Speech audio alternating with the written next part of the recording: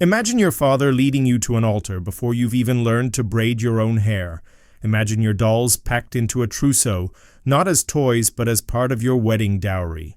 Your life's path sealed before your first kiss, your first choice, your first dream. Marriage in the Middle Ages was not a celebration of love, it was a contract of power, wealth, and survival. And for women it was often a sentence written in blood. From child brides sold like livestock to public wedding nights where your innocence became a spectacle. To childbirth that promised more graves than cradles, marriage was not a fairy tale, but a fight for survival. If you think modern dating is brutal, wait until you step into the medieval world where "till death do us part" wasn't romantic poetry, but the one guarantee you could count on. She was 6 years old when they first put a wedding dress on her. Margaret Beaufort, heiress to one of England's greatest fortunes, became a bargaining chip before she had learned to read. Her guardians married her to John de la Pole, a boy. She barely knew in what was nothing more than a property deal. She never acknowledged this union. She couldn't. She was a child, incapable of understanding what marriage meant, let alone consent. But the adults around her did, and Margaret was not alone. Across Europe, powerful families rushed to secure marriages before fate stole their advantage. Wars, plagues, shifting politics. Every moment of delay was a chance to lose wealth, land, and legacy. Children became the currency of these transactions. It was not love, it was survival, and the cost was innocence.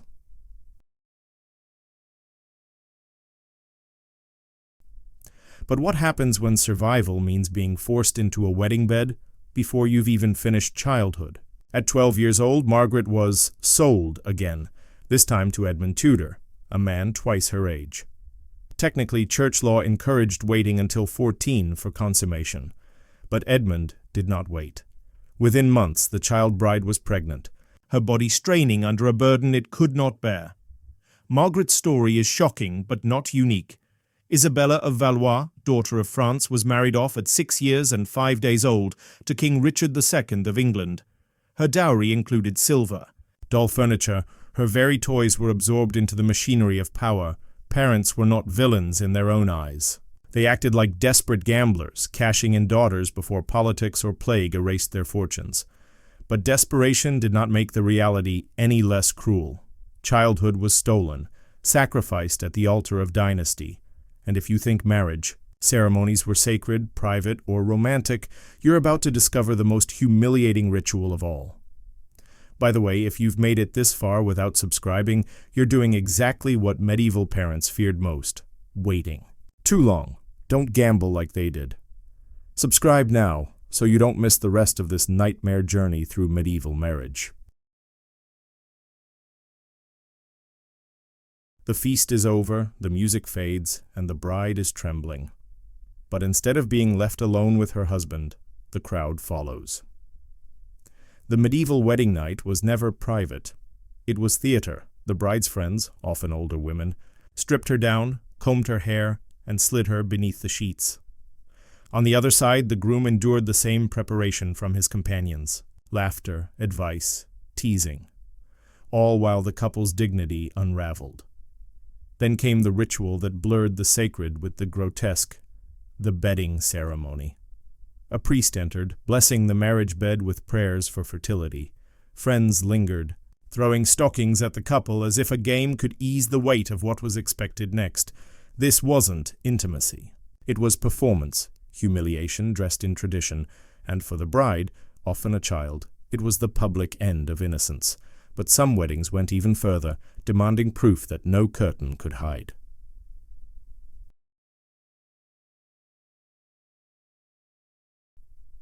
Imagine lying beneath embroidered sheets, your body shaking, while nobles, priests, and family members stood just beyond the bed curtains, waiting. Not to watch the act, but to confirm it had happened.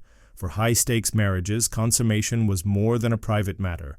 It was the seal on a contract. Without it, the union could be annulled, alliances shattered, fortunes lost.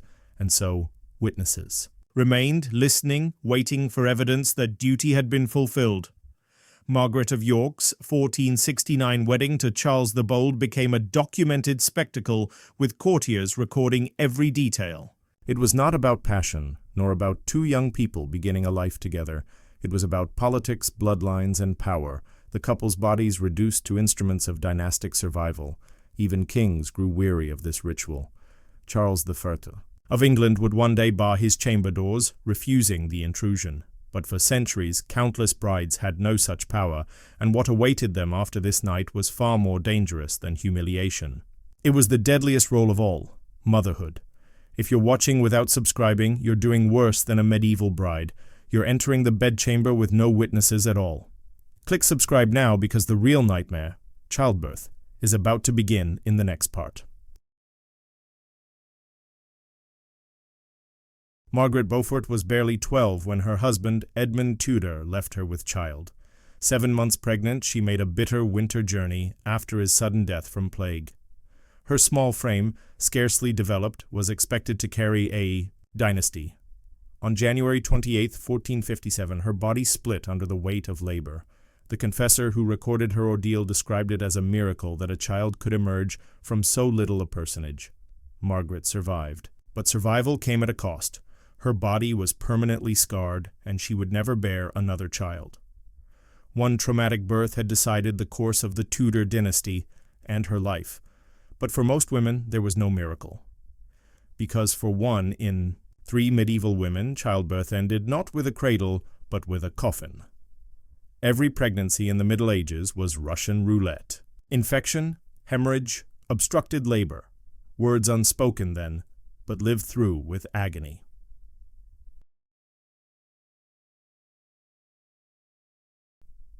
Isabella of Aragon died at 18 after days of screaming labor. Even queens, with their herbal remedies and whispered prayers, fared no better than peasants. Bloodletting during childbirth, a cure, drained strength from women who were already bleeding. Birthing chairs forced the body into positions of agony, their wooden frames as unforgiving as torture devices. But the horror didn't end with survival. Women endured prolapsed organs, torn muscles, unending pain. And yet they were expected to repeat the ordeal again and again. Eleanor of Aquitaine carried 10 pregnancies. Most noble women endured 8 to 15 before their bodies collapsed. Childbirth was not a blessing. It was a death sentence that repeated until the sentence was finally carried out. And if death didn't come in the birthing chamber, danger lurked in the marriage bed itself, where husbands held the legal right to discipline, imprison, or even kill their wives. Still not subscribed? Then you're worse off than a medieval mother in labor. No help, no protection, no chance of survival. Click subscribe now before Part 4 plunges us into the brutal laws that turned husbands into executioners. Imagine surviving childhood marriage, surviving the public humiliation of the bedding, surviving childbirth's deadly gamble. You might think the worst was over, but marriage itself could still kill you, because your husband was not only your partner, he was your master. Under the doctrine of reasonable chastisement, a man could beat his wife so long as the weapon was no thicker than his thumb. Bruises, broken bones, imprisonment in towers, all were considered within his rights, and when chastisement turned to murder, the law often looked away. Adultery, even alleged, could condemn a wife to death. Treason, witchcraft, disobedience, accusations twisted as weapons used to silence inconvenient women. Marriage was not protection, it was surrender. And no king demonstrated this more chillingly than Henry VIII, who turned matrimony into a guillotine of power. Anne Boleyn stood accused of adultery with 5 men, including her brother. Evidence was laughable.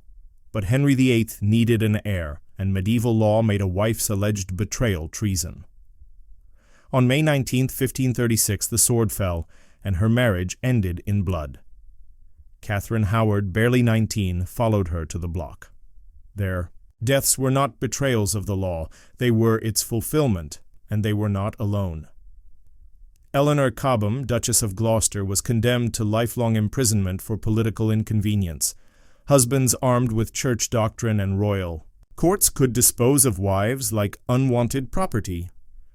Divorce was nearly impossible.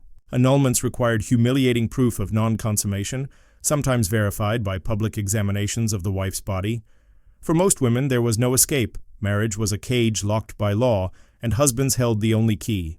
But even cages cost money, and in the next chapter you'll see how dowries and inheritance transformed marriage into one of history's most brutal financial traps. Marriage was never free. In the Middle Ages, it was a transaction that could bankrupt families for generations. The dowry system demanded that a bride's parents pay for her to be accepted into her husband's home. Some dowries equaled fortunes: castles, land, jewels, gold. Isabella d'Este's marriage negotiations resembled corporate mergers, her worth debated in ledgers and coin. Daughters were economic burdens, assets to be cashed in before disaster struck. And once the bride crossed the threshold, all of it, every coin, every jewel, every acre, belonged not to her, but to her husband. She brought her own purchase price to the table, only to see it vanish into another man's hands, and when the husband died, the nightmare began again. Because in medieval law, widows were often left with nothing. Death stalked every medieval household. Plague, famine, childbirth, and war meant marriages rarely lasted more than 20 years. Husbands remarried quickly. Widows scrambled to avoid poverty.